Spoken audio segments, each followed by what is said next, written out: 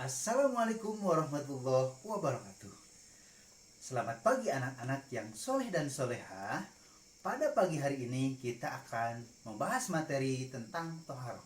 Adapun tujuan dari pembelajaran ini yang pertama adalah memahami ketentuan-ketentuan tentang toharoh. Yang kedua, mempraktikkan tata cara toharoh yang baik dan benar. Yang ketiga, mempelajari dan memahami hikmah dari toharoh. Yang keempat, dapat mengamalkan perilaku suci dalam kehidupan. Untuk lebih lengkapnya, mari kita simak video ini.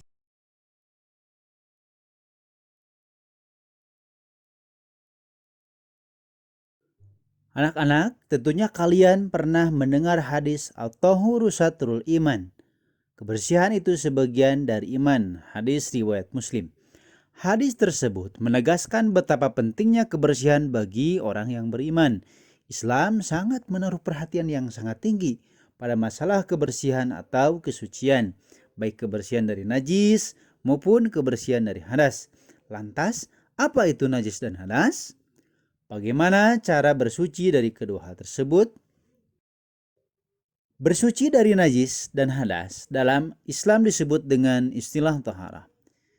Najis berarti kotoran yang menjadi sebab terhalangnya seseorang untuk beribadah kepada Allah Subhanahu wa taala. Sedangkan hadas adalah keadaan tidak suci pada diri seorang muslim yang menyebabkan ia tidak boleh sholat, tawaf, dan ibadah lainnya. Ketika seseorang hendak melaksanakan salat, maka ia harus memastikan dirinya terhindar dari dua hal tersebut. Lantas, bagaimana taharah dari najis dan taharah dari hadas? Untuk lebih lengkapnya, simak video berikutnya.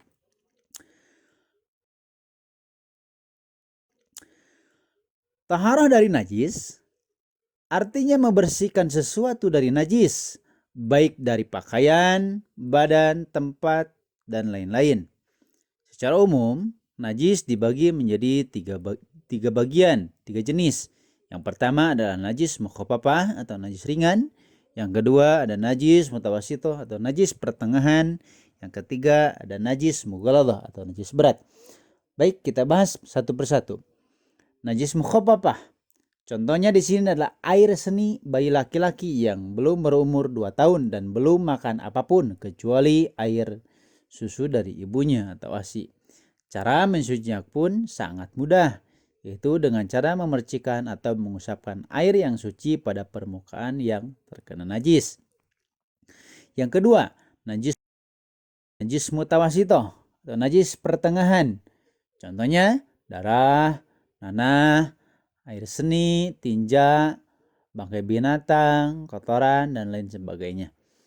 Adapun najis mutawasitoh dibagi menjadi dua bagian. Yang pertama ada najis hukmiyah, yaitu najis yang diyakini adanya tapi tidak nyata antara wujud, bau, dan rasanya. Contoh, bekas air seni anak laki-laki yang sudah kering. Bagaimana cara menyucikannya? Sangat mudah, yaitu dengan cara mengalirkan air pada najis atau mengepel dengan cara mencuci. Yang kedua ada najis mutawasitoh ainiyah, yaitu najis yang tampak wujudnya diketahui dari bau maupun rasa. Cara membersihnya pun dengan cara mengalirkan air pada permukaan najis dengan cara mengepel atau mencucinya.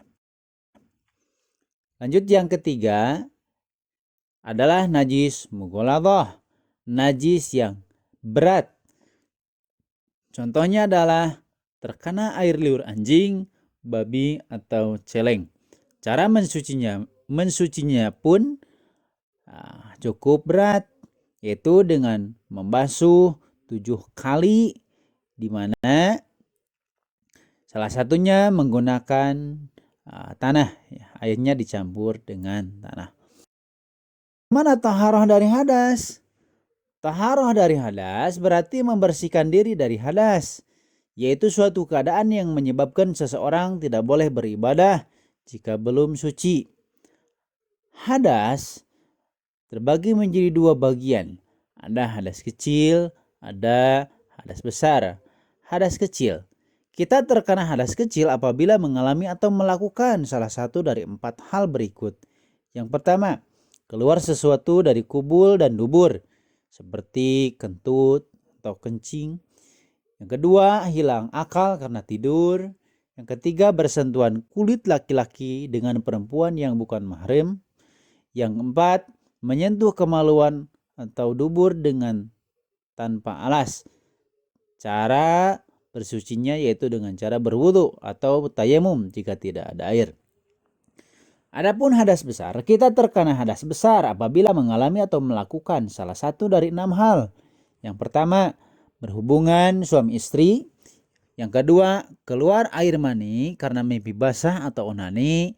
Yang ketiga, karena haid atau menstruasi. Yang keempat, melahirkan. Yang kelima, nifas setelah melahirkan 40 sampai 60 hari. Yang keenam, karena meninggal dunia. Cara bersucinya yaitu dengan cara mandi wajib atau junub atau tayamum jika tidak ada air. Lantas bagaimana cara bertaharah dari hadas? Cara bertaharah dari hadas adalah dengan cara berwudu. Adapun tata cara berwudu yang pertama adalah niat dalam hati. Jika dilafalkan maka bacaannya adalah nawaitul wudu'a lirab'il hadasil asgori fardhalillahi ta'ala. Selanjutnya membasuh telapak tangan yang mana disunahkan membaca basmalah, kemudian berkumur, kemudian membersihkan hidung, kemudian membasuh muka, kemudian membasuh kedua tangan sampai siku, kemudian mengusap kepala, kemudian membasuh telinga, selanjutnya membasuh kedua kaki hingga mata kaki. Yang terakhir adalah tertib, yaitu dilakukan secara berurutan. Selanjutnya, bagaimana tata cara taharah dari hadas? Yaitu dengan cara mandi wajib. Sering disebut juga dengan mandi janabah atau junub. Ini dilakukan apabila kita terkena hadas yang besar. Caranya adalah yang pertama, niat dalam hati. Jika dilafalkan maka bacaannya nawaitul gusla lirab'il hadasil akbari fardhalillahi ta'ala.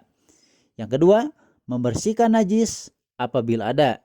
Yang ketiga, disunahkan membaca basmalah sebelum mandi. Yang keempat, membasuh kedua tangan.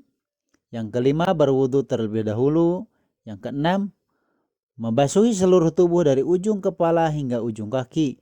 Dimulai dari bagian kanan yang terlebih dahulu kemudian ke kiri dan membersihkan diri sebersih mungkin.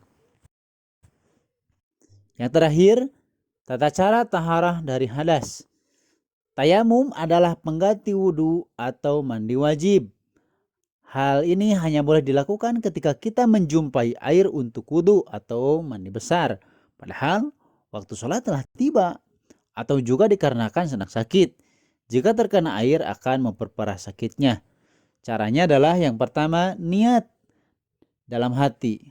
Jika dilafalkan, nawaitu tayammuma listibahati sholati fardhalillahi ta'ala. Aku niat bertayamum untuk dapat mengerjakan sholat karena Allah Ta'ala. Selanjutnya, menepuk telapak tangan ke tanah kering sekali tepukan.